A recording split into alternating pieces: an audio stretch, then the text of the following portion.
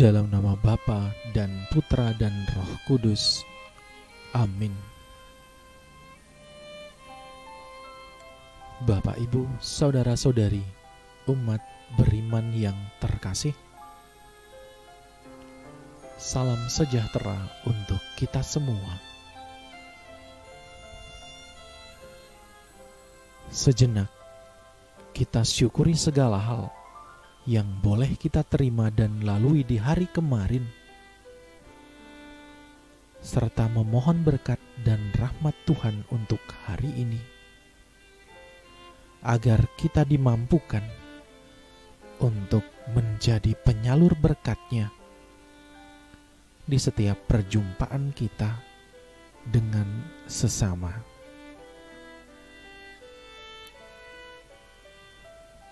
Saudara-saudari yang terkasih, lantas apa sapaan Tuhan untuk kita hari ini? Bersama-sama dengan gereja Allah yang kudus,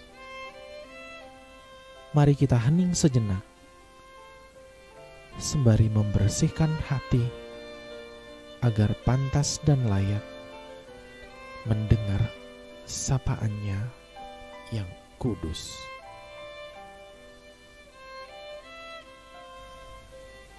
Haleluya, haleluya. Condongkanlah hatiku kepada perintah-Mu ya Allah, dan kurniakanlah hukum-Mu kepadaku. Haleluya. Inilah Injil Yesus Kristus menurut Markus. Dimuliakanlah Tuhan. Pada suatu hari, serombongan orang Farisi dan beberapa ahli Taurat dari Yerusalem datang menemui Yesus. Mereka melihat beberapa murid Yesus makan dengan tangan najis, yaitu dengan tangan yang tidak dibasuh. Sebab orang-orang Farisi, seperti orang-orang Yahudi lainnya, tidak makan tanpa membasuh tangan lebih dahulu, karena mereka berpegang pada adat istiadat nenek moyang. Dan kalau pulang dari pasar, mereka juga tidak mau makan kalau tidak lebih dahulu membersihkan dirinya. Banyak warisan lain lagi yang mereka pegang, umpamanya hal mencuci cawan, kendi, dan perkakas tembaga. Karena itu, orang-orang Farisi dan ahli-ahli Taurat itu bertanya kepada Yesus, "Mengapa murid-muridmu tidak mematuhi adat istiadat nenek moyang kita? Mengapa mereka makan dengan tangan najis?" Jawab Yesus kepada mereka, "Benarlah nubuat Yesaya tentang kamu, hai orang-orang munafik.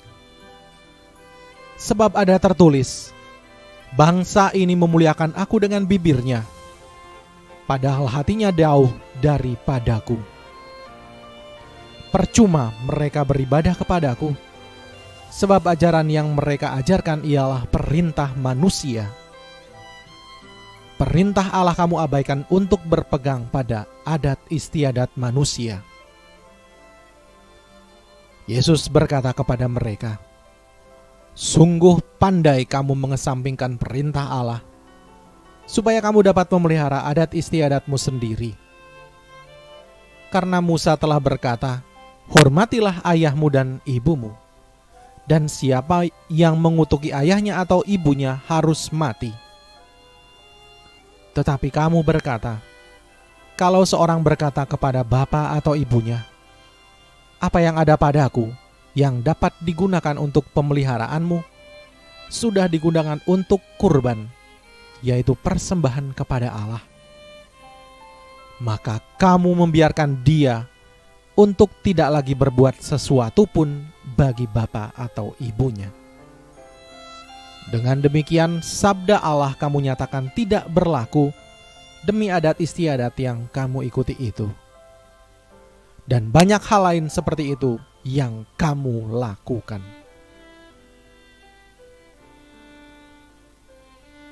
Demikianlah Injil Tuhan. Terpujilah Kristus.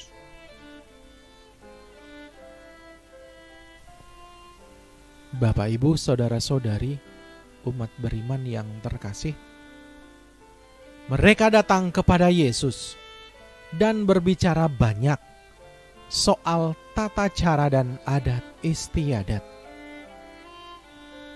Mengapa murid-muridmu makan dengan tangan najis, tangan yang tidak dibasuh?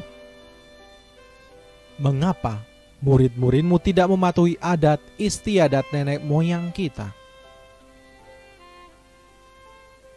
Secara sekilas, tidak ada masalah dengan Yesus. Semua teguran tertuju pada murid-muridnya. Namun Yesus dianggap punya tanggung jawab atas tindakan murid-muridnya. Atau mereka sekedar mencari-cari hal untuk menyalahkan Yesus. Lalu Yesus menyadarkan mereka, dan mungkin juga menyadarkan kita, bahwa terlalu sibuk dengan adat istiadat bisa membuat kita lupa akan perintah Tuhan.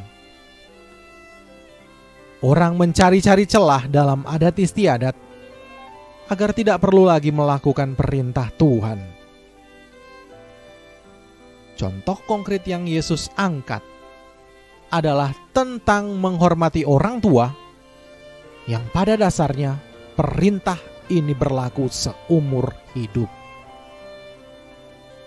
Namun dengan dalih suatu ketentuan dalam adat istiadat, orang diperbolehkan untuk tidak lagi berbuat sesuatu pun bagi bapa atau ibunya. Saudara-saudari yang terkasih,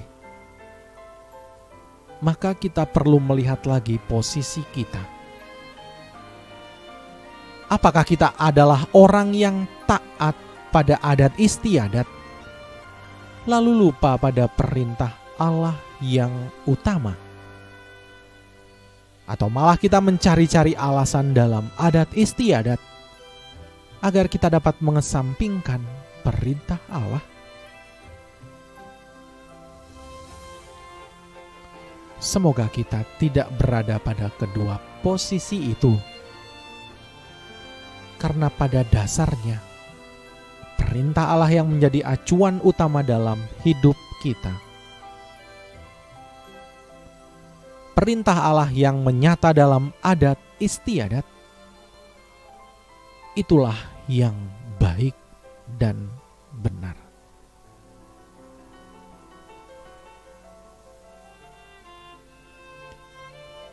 Tuhan memberkati kita. Amin. Marilah kita berdoa. Ya Allah, perintah-Mu adalah kebenaran bagi hidup kami. Sabda kebenaran-Mu adalah terang bagi kami untuk hidup di dunia ini. Semoga kami senantiasa melihat jalan kebenaran dan mendengarkan sabda-Mu, serta melakukannya dalam kehidupan kami. Sebab Engkaulah sumber hidup kami, kini dan sepanjang masa. Amin.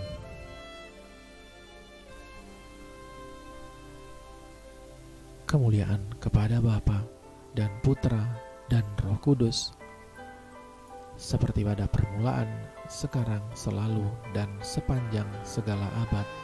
Amin. Dalam nama Bapa dan Putra dan Roh Kudus. Amin.